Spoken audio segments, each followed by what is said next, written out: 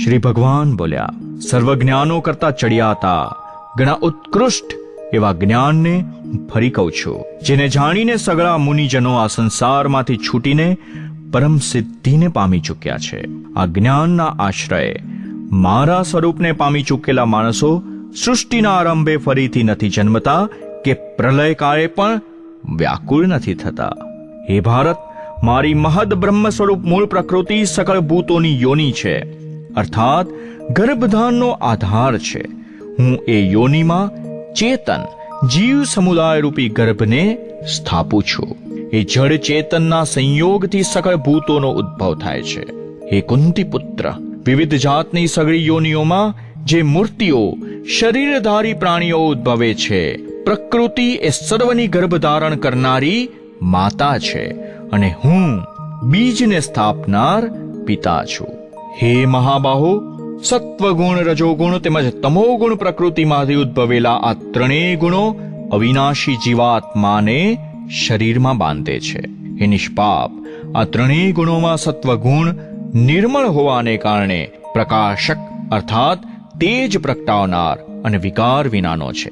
છતાં તે સુખના સંગ વડે એટલે કે સુખના અભિમાન વડે અને જ્ઞાનના સંગ વડે એટલે કે જ્ઞાનના અભિમાન વડે જીવાત્માને બાંધે છે. હે કૌંતેય, રાગ સ્વરૂપના રજોગુણને તું લાલસા અને આસક્તિમાંથી ઉદ્ભવેલો જાણ. એ આ જીવાત્માને કર્મોના તથા તેમના ફળોના સંગ વડે બાંધે છે. હે ભરતવંશી, સૌ દેહાભિમાનીઓને મોહિત કરનાર તમોગુણને તો તું અજ્ઞાનમાંથી ઉપજેલો જાણ. એ આ જીવાત્માને પ્રમાદ, આળસ અને નિંદ્રા વડે બાંધે છે. હે ભારત, સત્વગુણ સુખમાં જોડે છે, રજોગુણ કર્મમાં અને વૈ તમોગુણ તો જ્ઞાનને ઢાંકી દઈને પ્રમાદમાં પણ જોડે છે.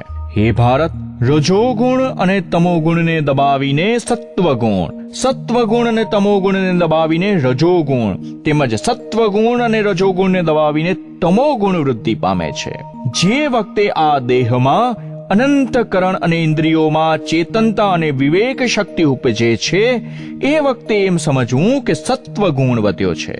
હે ભરતવંશીઓમાં શ્રેષ્ઠ, રજોગુણ વધતા લોભ, પ્રવૃત્તિ, કર્મોને સ્વાર્થ બુદ્ધિથી તેમજ સકામ ભાવે કરવા, અશાંતિ અને વિષયની લાલસા આ સગળા જન્મે છે. હે કુરુનંદન, તમોગુણ વધતા અનંતકરણ અને ઇન્દ્રિયોમાં નિસ્તેજપણું, ચેતનાનો અભાવ, કર્તવ્ય કર્મોમાં પ્રવૃત્ત ન થવું, પ્રમાદ અને નિંદ્રા જેવી અનંતકરણની મોહમાં નાખનારી વૃત્તિઓ આ સગળા જન્મે છે. જ્યારે સત્વગુણ વધ્યો હોય ત્યારે આ માણસનું મૃત્યુ થાય છે તો ઉત્તમ કર્મ કરનારાઓના નિર્મળ દિવ્ય સ્વર્ગ આદિ લોકોને પામે છે. જે વખતે રજો ગુણવત્તા મૃત્યુ પામીને કર્મસંગીઓમાં એટલે કે કર્મોમાં આસક્તિ રાખનારા માણસોમાં જન્મે છે તથા તમોગુણ વધ્યો હોય ત્યારે મરણ પામેલો માણસ જંતુ, પશુ જેવી મૂઢ યોનિઓમાં જન્મે છે. શ્રેષ્ઠ કર્મોનું સાત્વિક એટલે કે સુખ, જ્ઞાન, વૈરાગ્ય આદિ નિર્મળ ફળ તત્વજ્ઞાનીઓએ કહ્યું છે, જ્યારે રાજસ કર્મનું ફળ દુઃખ તથા તામસ કર્મનું ફળ અજ્ઞાન કહ્યું છે. સત્વગુણમાંથી જ્ઞાન જન્મે છે અને રજોગુણમાંથી નિશંકપણે લોભ તથા તમોગુણમાંથી પ્રમાદ અને મોહ જન્મે છે અને વૈ અજ્ઞાન પણ જન્મે છે. સત્વગુણમાં સ્થિત માણસો સ્વર્ગ આદિ ઉચ્ચ લોકોને પામે છે. રજોગુણમાં સ્થિત રાજસી માણસો મધ્યમાં એટલે કે મનુષ્ય લોકમાં રહે છે અને તમોગુણમાં કાર્યવા નિદ્રા, પ્રમાદ, આળસમાં આદિમાં સ્થિત તામસી માણસો અધોગતિ એટલે કે જંતુ, પશુ આદિ નીચ યોની તેમજ નરકોને પામે છે.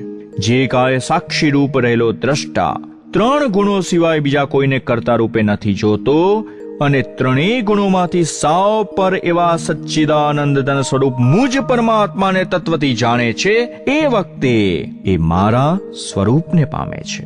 શરીરની ઉત્પત્તિના કારણે એવા 3 ગુણોને પાર કરીને જન્મ, મૃત્યુ, વૃદ્ધાવસ્થા અને સર્વ પ્રકારના દુઃખોથી છૂટેલો આ પુરુષ પરમાનંદને પામે છે. અર્જુન બોલ્યા, આ 3 ગુણોથી અતીત પુરુષ કયા કયા લક્ષણોથી યુક્ત હોય છે અને કેવું આચરણ કરનાર હોય છે તથા હે પ્રભુ, માણસ કયા ઉપાયથી આ ત્રણેય ગુણોથી અતીત થઈ શકે છે?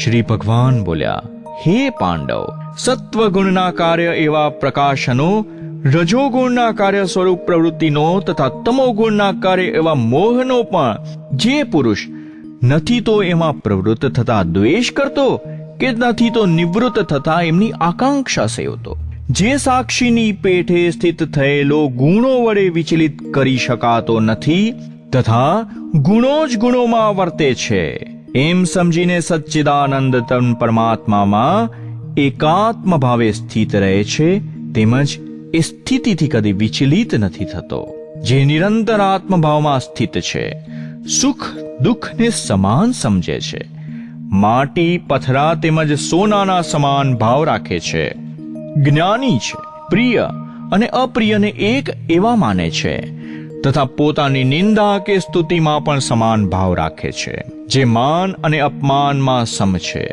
મિત્ર અને વેરી પક્ષમાં પણ સમ છે, તેમજ સર્વ કર્મોમાં કરતાપણાના અભિમાન વિનાનો છે, એ પુરુષ ગુણાતીત કહેવાય છે. જે પુરુષ અવ્યભિચારી ભક્તિ યોગથી મને નિરંતર ભજે છે, એ પણ ત્રણેય ગુણોને સમ્યક રીતે પાર કરીને સચ્ચિદાનંદ બ્રહ્મને પામવા યોગ્ય બની જાય છે. કેમ કે એ અવિનાશી પરબ્રહ્મનું, અમૃતનું, શાશ્વત ધર્મનું તેમજ અખંડ એક રસ આનંદનું રહેઠાણ હું છું.